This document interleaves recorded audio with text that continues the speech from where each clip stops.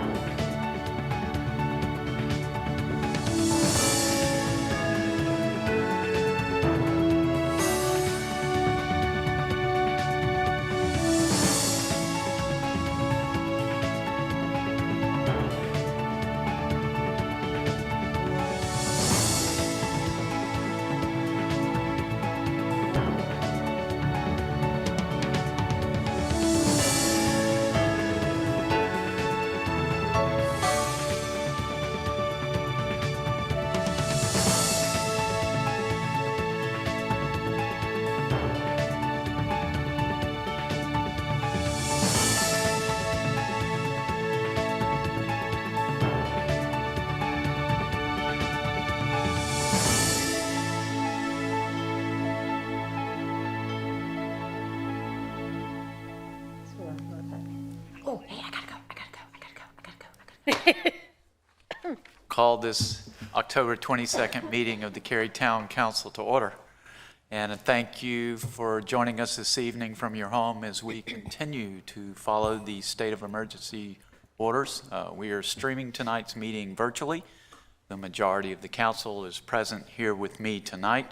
We had all our temperatures checked before we entered the chambers. And as you can see, we are socially distant. And each person has been given hand sanitizer and a mask to use as they deem appropriate. To meet the requirements of the remote meetings law, we have one council member participating remotely through WebEx, and that would be Councilmember Robinson. Councilmember Robinson, thanks for joining us remotely. It is my pleasure.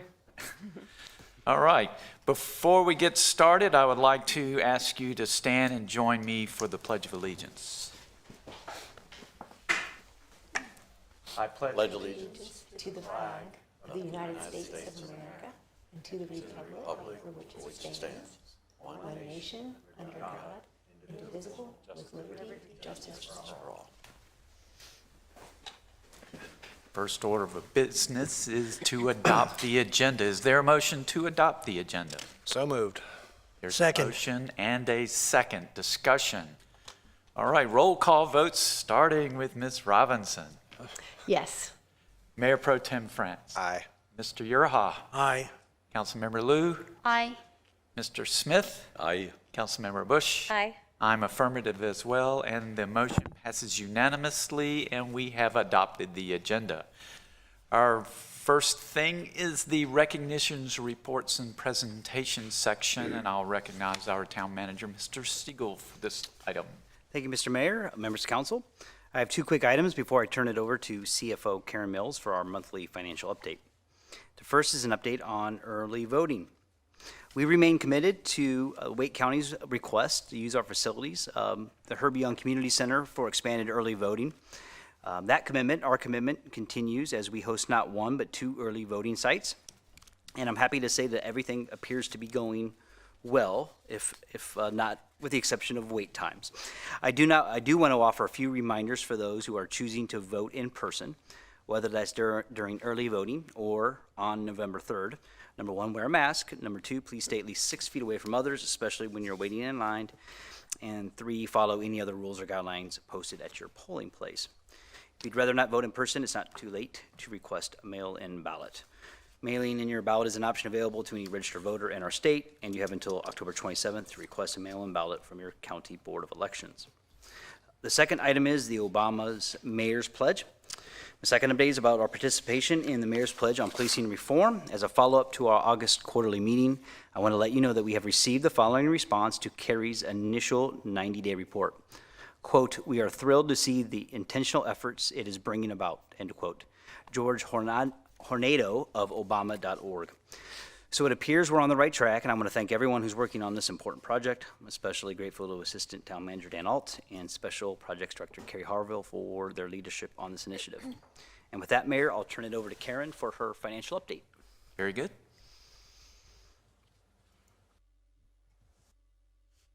In addition to our quarterly financial updates, we've added monthly updates to keep you and our citizens informed on the impacts of the pandemic on our budget. Tonight, I'll briefly touch on the year-to-date through September, talk about our most recent sales tax news, and then take this opportunity with you to share our debt refinancing results from earlier today. We're working on the Q1 financials as part of the quarterly report in preparation for the council meeting on November 19th. There are no big surprises. The Q1 report is designed to provide timely management information rather than a full report like the comprehensive annual financial report, so you won't see any sales tax revenues recorded. There's a 2.5-month delay between the sales and our receipt of Cary's share. However, in mid-October, we received July sales tax information, and it's good news. July 2020 sales taxes exceeded July 2019 sales taxes revenues by $400,000 or 13%. We had a similar surprise for June 2020 sales that we shared last month. Again, we still don't know if this reflects pent-up demand from the spring stay-at-home orders, a delay in processing sales taxes, or a real reflection of sales growth. It seems a little too good to be true, but we're cautiously optimistic. So this revenue outlook is unchanged from last month. The additional July sales taxes will help offset any revenues that come in under budget throughout the year. So all in all, it's a typical Cary picture. Our prudent approach is paying off and keeping us on track on the whole. And this approach was recently rewarded in our sustained top-notch credit ratings. As preparation for the refinancing bond sales we held this week, we received updated credit ratings. This is the first time we have ever gotten 6 bond ratings at one time, 2 from each of the 3 rating agencies, 1 for our general obligation bonds and 1 for our revenue bonds. As we expected and reported, all of our AAA bond ratings were confirmed by each of the 3 rating agencies, Moody's, Standard & Poor's, and Fitch. These ratings were particularly valuable this week because they helped generate market interest for Cary bonds. As you might expect, we weren't the only government interested in refinancing during this low interest market opportunity, so we had some competition. We had a lot of competition. In fact, this week were record high levels of government bonds for sale. Supply outpaced demand and interest rates inched up. Our credit ratings gave us an advantage that allowed us to lock in $8.3 million of debt service savings. You gave us the authority to sell up to $205 million. With these market conditions, we were able to sell $110 million and just today wrapped up negotiations to lock in that $8.3 million in debt service savings. These savings came from a general obligation bond sale on Tuesday and a revenue bond sale negotiation earlier today. The $8.3 million of reduced debt service will be spread over the next 23 years. Most of the savings will benefit the utility fund based on the projects that were financed by the original debt.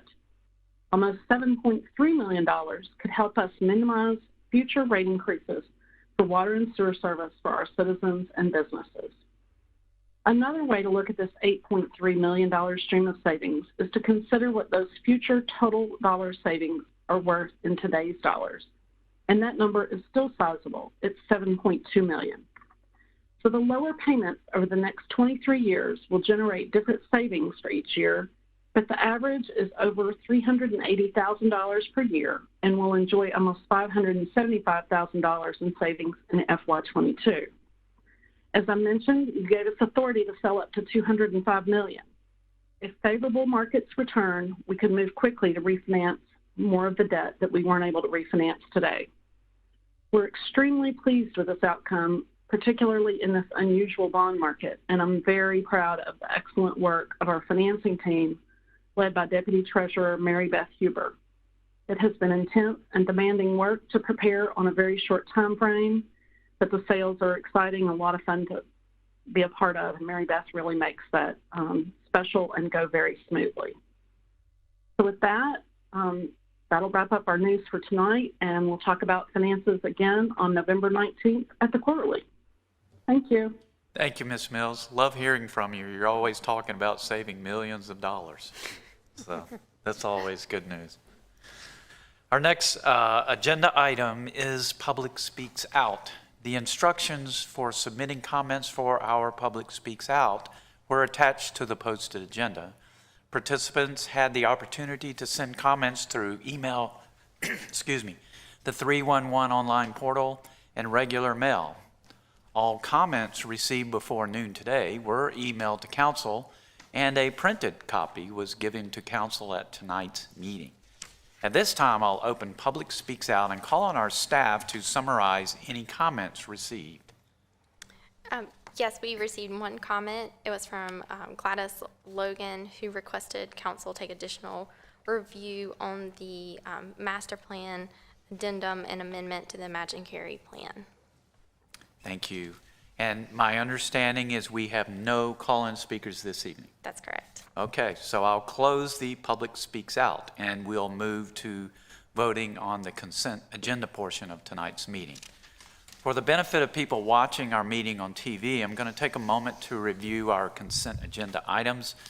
Please keep in mind that one vote approves all of these items.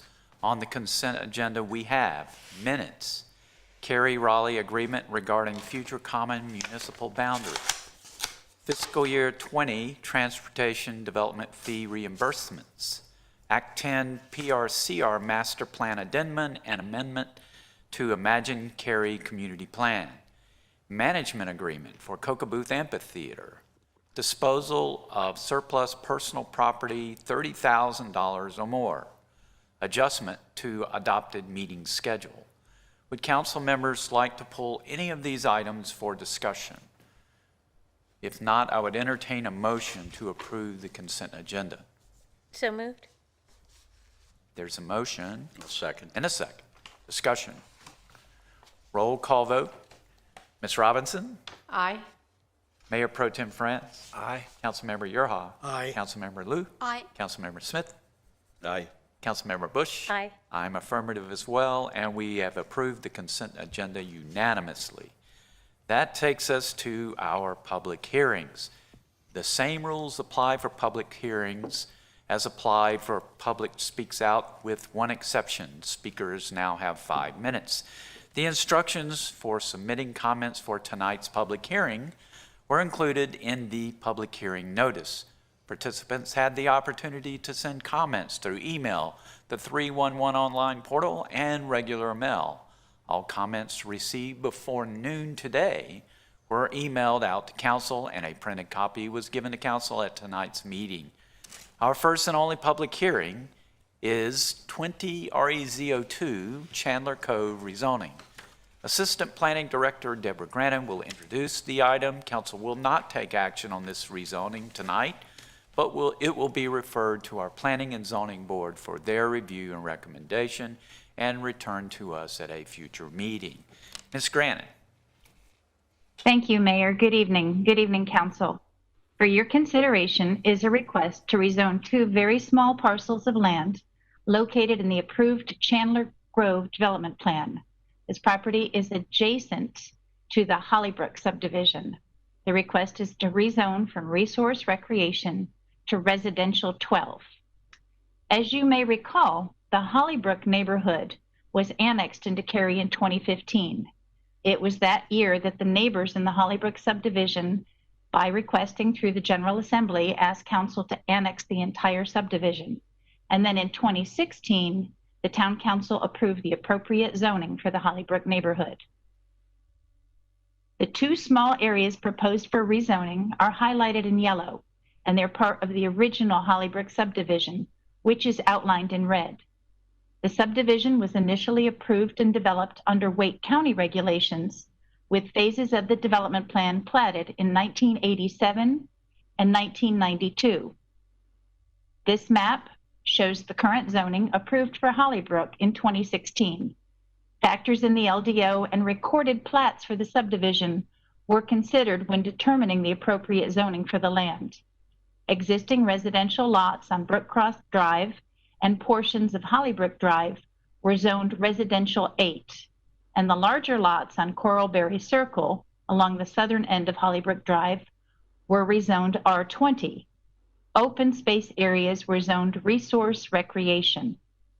As part of the zoning process, the Hollybrook HOA requested that a 12-acre area of land they owned be rezoned to residential 12. This area was shown on the recorded subdivision plat as potential development and utility area.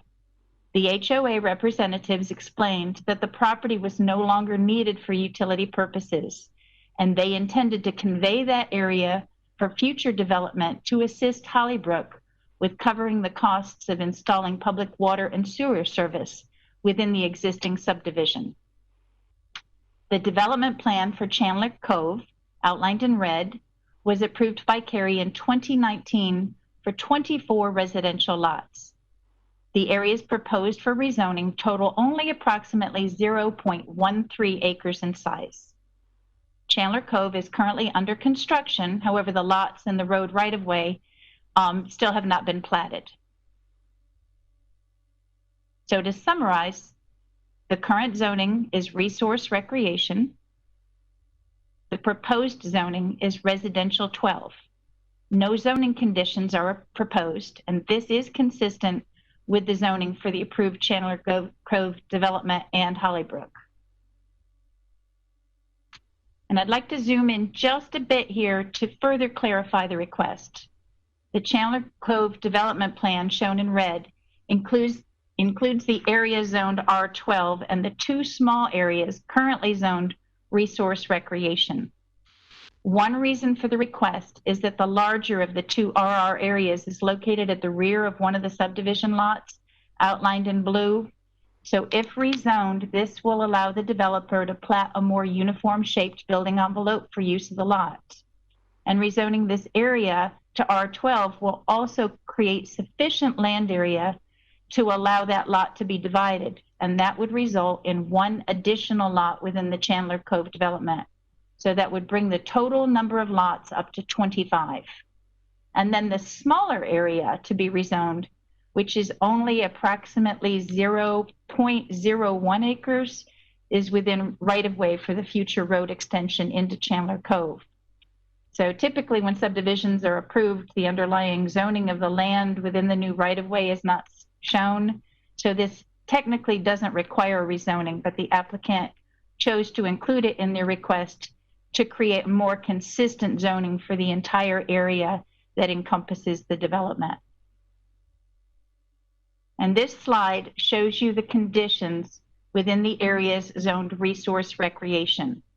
Prior to approval of the development plan, the two areas proposed for rezoning, outlined in red, were traversed by a gravel road. And in addition, the overall area contained multiple utility lines and associated easements, which still exist within the approved Chandler Cove plan. So the point I'm making here is that the area that's proposed for rezoning, even though it had that RR designation on it, was not proposed for community recreation, and it was not proposed to be undisturbed open space. The subject property, as well as Chandler Cove and Hollybrook, are all within the suburban neighborhood designation on the Imagine Cary Future Growth Framework map. In our preliminary analysis with the policies of the Imagine Cary Community Plan, staff finds that the live-in shape chapters are most applicable. Rezoning the larger of the two RR areas provides an opportunity to create one additional lot within the boundaries of an already approved subdivision, a lot that would be consistent with the other lots already planned in Chandler Cove. One of the intents of the shape chapter is for development to be designed in a manner that complements surrounding properties. And a related objective is for orderly development that efficiently uses existing public infrastructure and reduces the need for costly capital improvements. So the creation of one additional residential lot in an approved subdivision without needing to extend utilities and construct additional publicly maintained roads supports these policies. And then a final note regarding transitions: the development in Chandler Cove will not extend into that resource recreation area any closer than where those existing utility easements are already located. Property owners within 800 feet of the subject property were notified by mail of the public hearing, which exceeds both state and LDO requirements. And in accordance with state law, only a portion of the property is proposed for rezoning, so the notification went to the entire property. Notices of the public hearing were also posted on the property and the town's website. We had a virtual neighborhood meeting here at not at Town Hall, virtually on August 12th of this year, and we had 4 nearby property owners who attended the meeting. They did not express any opposition to the proposal, but they did have questions about what was the need for the rezoning, were there any zoning conditions, timing of construction for Chandler Cove, and the use of the land that still belongs to the Hollybrook HOA. And to date, staff has received 1 phone call and 1 email regarding the case, both of which were just seeking general information, and neither of them expressed any opposition to the proposed zoning. So this concludes staff's presentation. The applicant's representative, Mr. Charles Walker, is on the line to present his comments on the request. And then following the public hearing, Mr. Walker and I will both be available for your questions. Thank you, Ms. Grannon. Mr. Walker, would you like to proceed, please? Yes, sir, Mr. Mayor. Thank you for your time, for you and the council's time for this. Again, this is a very small kind of cleanup rezoning that we're trying to do. When we first entered into a contract with the Hollybrook HOA associations, and we applied for it, and we created the design for Chandler Cove, we had to do some very minor boundary modifications to just better accommodate the layout of the lots and also the stormwater devices that surround this property, because there's a fairly active stream in that RR land between us and Hollybrook Drive. So far, we have been in compliance the whole time with the excellent work of our contractor, White Oak Services. All we're trying to do here is to make sure that to try and get rid of any split zoning that we had within the property. Again, the larger triangle is the one that caused the most attention to be brought to it. It just misshaped one of the lots. And if we can get that triangle to rezone to R12, then that intrusion into the subdivision would be gone. We could put a more conventional lot in that area and then have an area to have the 25th lot, as Deborah had described. And then also on the smaller triangle, we just wanted to be complete and make sure that all of Chandler Cove was covered by an R12 zoning. As far as construction goes, the project has been under construction for the better part of 8 months. The streets have been graded. The utility distribution lines are in. We are currently building the retaining walls around the stormwater devices, and we anticipate the conclusion of the construction to be within the next 90 days. If you have any further questions, I'll be glad to answer them for them. But Deborah did a very complete summary of the project. Thank you, Mr. Walker. So now is the time for the public hearing for 20 REZ02 Chandler Cove rezoning. There were submitted comments. No, there were not submitted comments, and there are no call-in speakers. Correct. So I'll close the public hearing and open it up to council members for their questions or comments. Any questions or comments? Okay. We're going to send this to our Planning and Zoning Board for their review and recommendation, and it will return to us at a future date for final action. Let's see. We have one discussion item this evening. It's the creation of a senior advisory board. Deputy Town Manager Russ Overton will present the staff report, and council may take action. Mr. Overton. Thank you. Good evening, Mayor and Council. Over the past several months, staff has continued researching your request for transportation and senior advisory boards, as well as a diversity task force. And tonight, I'm happy to be reporting back on the first of those 3 requests on the creation of a senior advisory board, and in the coming months, we'll report on the others as well.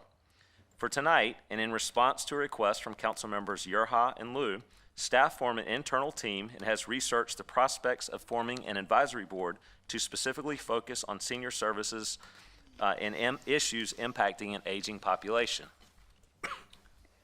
Our internal steering team has spent considerable time reviewing issues that affect seniors locally, as well as reviewing senior advisory board work plans from other municipalities.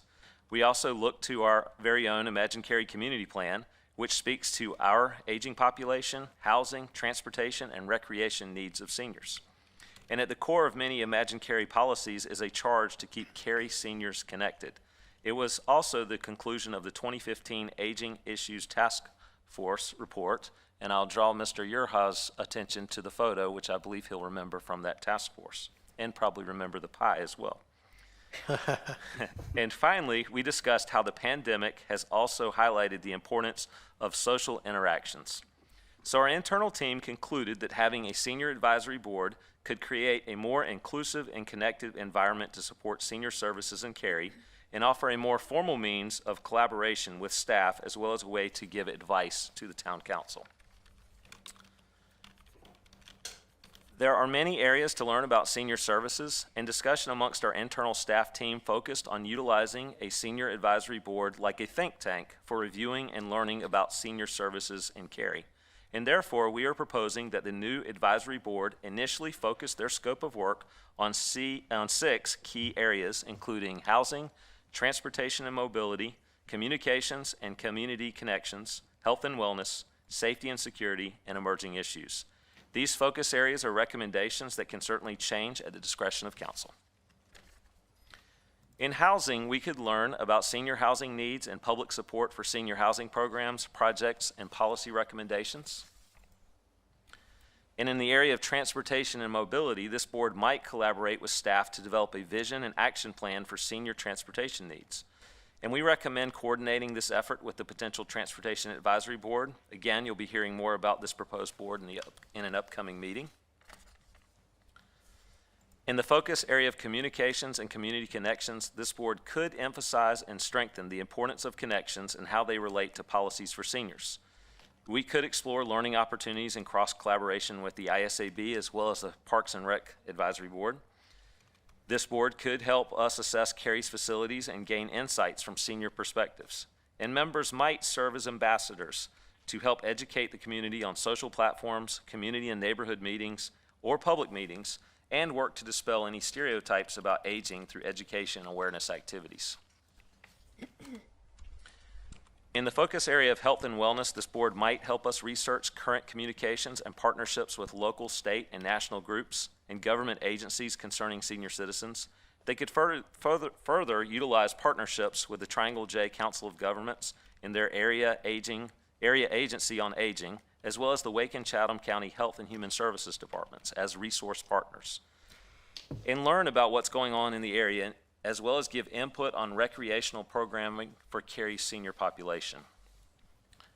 For safety and security, the board might learn about and give input to public safety and codes compliance efforts affecting seniors. And finally, in reviewing emerging issues, this board could help us keep abreast of the latest trends in senior offerings and how trends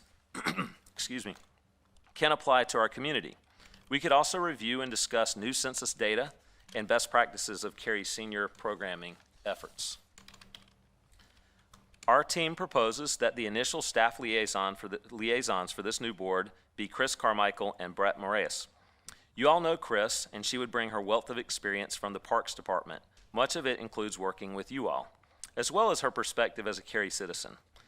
Brett is our operations and program supervisor of our very own senior center, and he brings a vast knowledge in working with and running senior programs.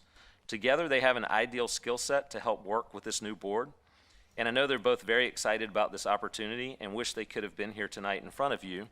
And in the current virtual environment, both are watching remotely and eager to get working should you approve this item. So with that, staff is recommending that council approve the creation of a senior advisory board and consider appointing council liaisons. We are proposing that you begin with 7 members, with a majority of ages being 60 or above. If approved, work with council liaisons and the clerk's office will begin. And first steps will be to select a chairperson, recruit board members, and develop operating procedures with a goal of beginning meetings no sooner than January, and you might want to even consider not starting until we can meet in person. We also suggest that you consider weekday afternoon meetings to potentially better accommodate senior citizen schedules. All of this, of course, is at your discretion and can be discussed tonight, or staff will work with the council liaisons that you appoint if the item is approved to finalize details of this new board before we start meetings. This concludes my presentation, and I'm happy to answer any questions. Thank you, Mr. Overton. At this time, I'd like to turn it over to Councilmember Urha for his comments and thoughts. Sure, Mayor, thank you. First, I want to thank the staff for their comprehensive review of this request, and of course, I support the recommendation. I first raised this request, well over a year ago, probably closer to 2 years. And then Ya coincidentally emphasized the needs of seniors during her campaign last year. Hence, we have the somewhat unusual recommendation, perhaps of 2 council liaisons. It's up to you for your decision. But as Russ mentioned, we convened the Aging Issues Task Force in 2014 and 2015. We used a canned assessment tool, on which, frankly, we scored very well. The tool was excellent, but in my opinion, it was designed for what I'd like to call any town USA. And Cary can score better than any town on almost any subject without even trying very hard. Maybe I'm biased, I don't know. But I think that we can try, and we can build on the good work of the task force. We can broaden the scope and strive for excellence by establishing this advisory board. Not only will we better serve the growing and evolving segment of our population, but we can also find ways to utilize the talent and experience of our seniors as a resource to serve the town at large. So I'm really looking forward to it, and hope you are too. Thank you, Mr. Urha. Councilmember Liu, do you have any additional remarks? Yeah, I want to thank staff's excellent efforts for putting the comprehensive review to the council. I'm really excited about this board. Before I got on the council, I was doing research and related to aging, and I published over 20 articles related to aging issues, and I'm excited for the opportunity to turn, academic work into policy, into actual policies we can implement in our town.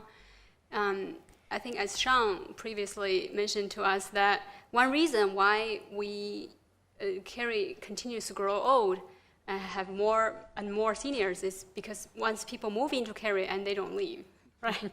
Because Cary is so great. But we want to make sure that our town is accommodating to this growing aging population.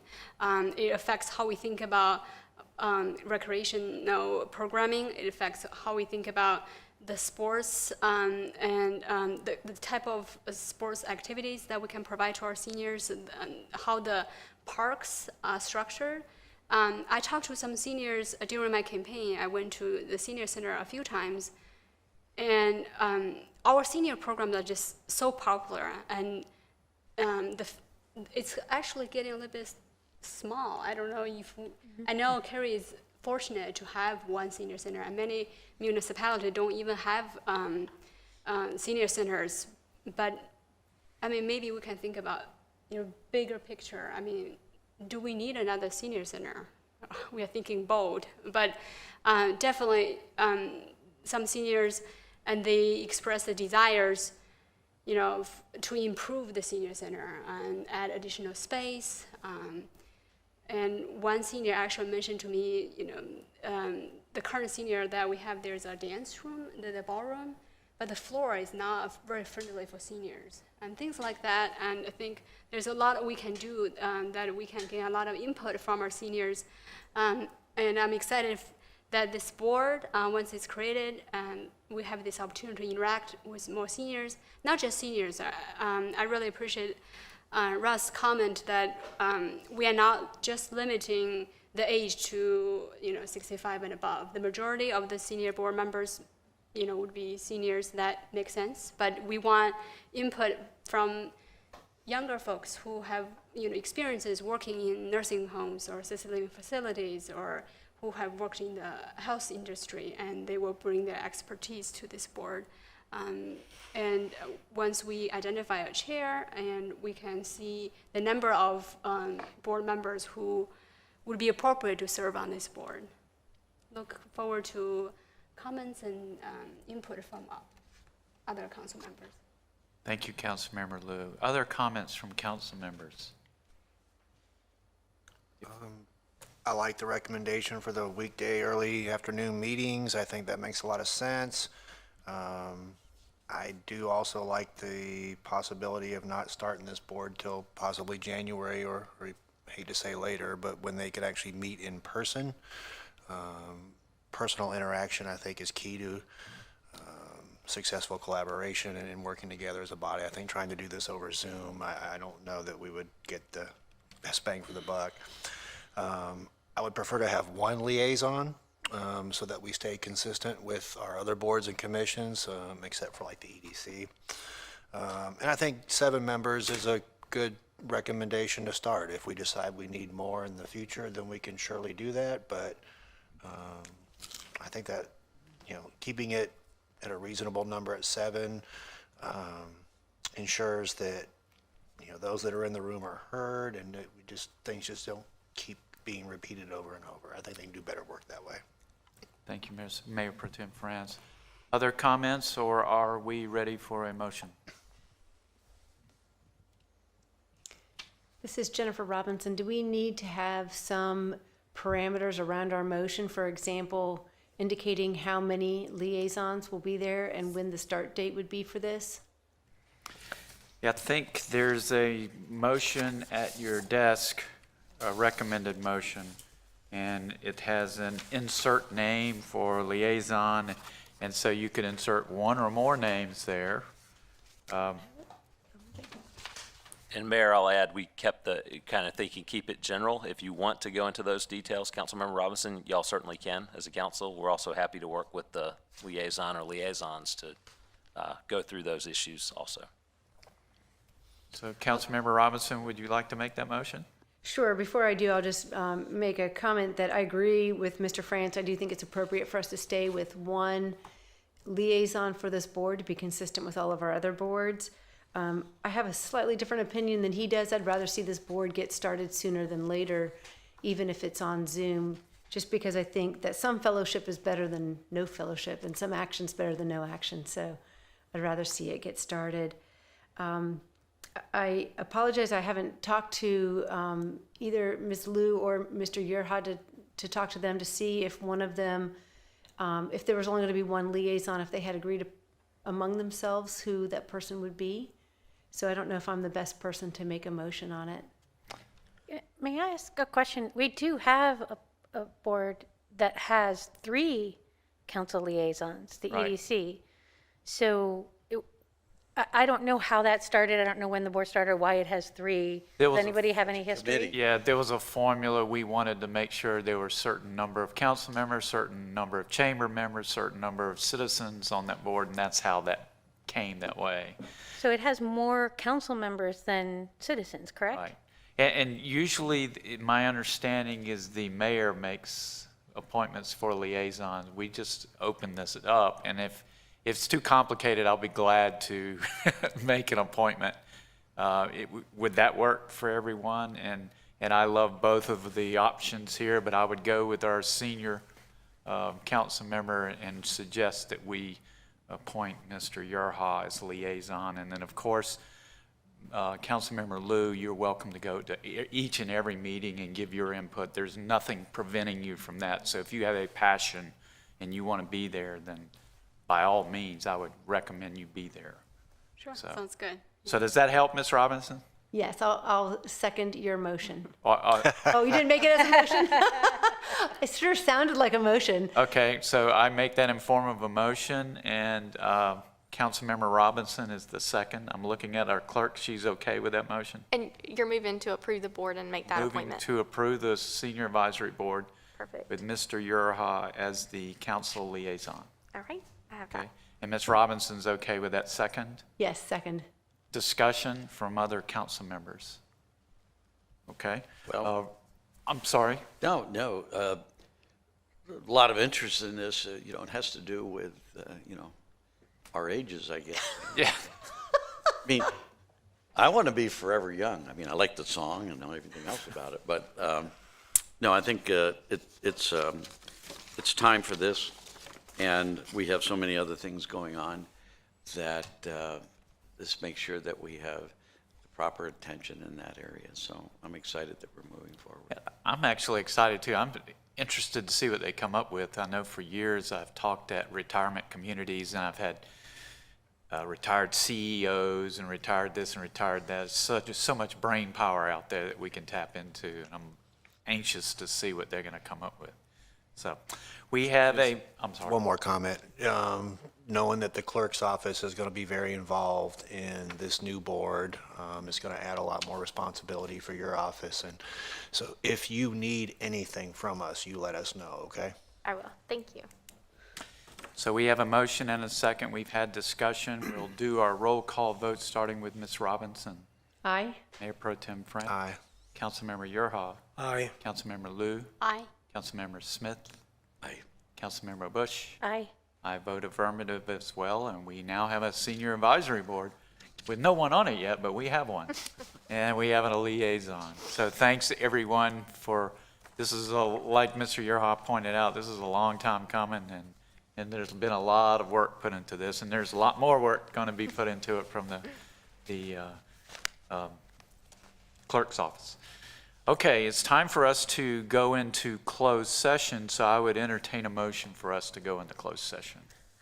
Pursuant to GS 143, 318, 11A, 1, 3, and 4, I move that we hold, and 6, I move that we hold a closed session to discuss matters relating to the location or expansion of industries or other businesses in the town, including agreement on a tentative list of economic development incentives that may be offered by the town in negotiations, to consider the qualifications, competence, performance, character, fitness, conditions of appointment, or conditions of initial employment of one or more individual or prospective public officers or employees, to consult with attorneys employed by and are retained by the town in order to preserve the attorney-client privilege between the attorneys and the town, and to prevent disclosure of information that is made privileged or confidential by GS 143, 318, 10E. Second. Motion and a second. Discussion.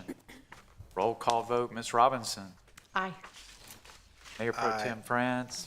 Mr. Yerhoff. Aye. Ms. Lou. Aye. Mr. Smith. Aye. Ms. Bush. Aye. I vote affirmative as well, and we are now going into closed session.